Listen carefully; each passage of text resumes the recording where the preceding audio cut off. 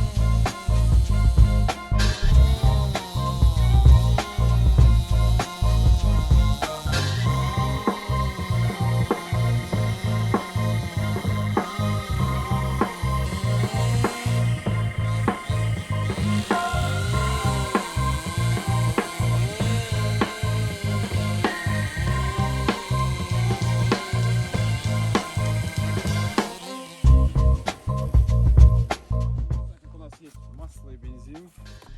Мы добавим сначала чуточку масла, чтобы это все горело подольше. И добавим чуточку бензина.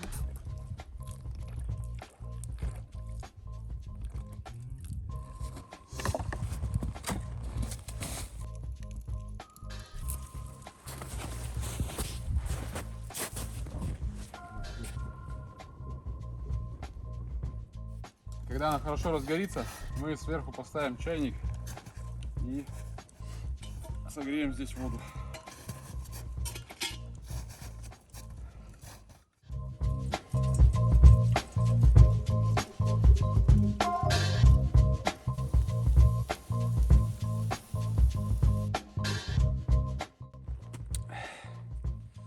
Кайф.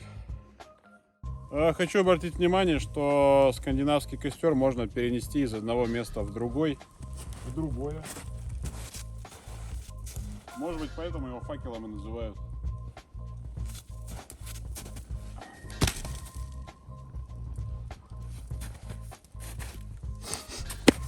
Ну и как обычно, увидимся в лесу.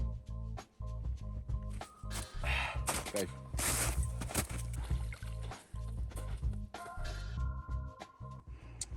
Котелок, что ты варишь чефирок. Чефирок, больше выпил, меньше срок. Ага.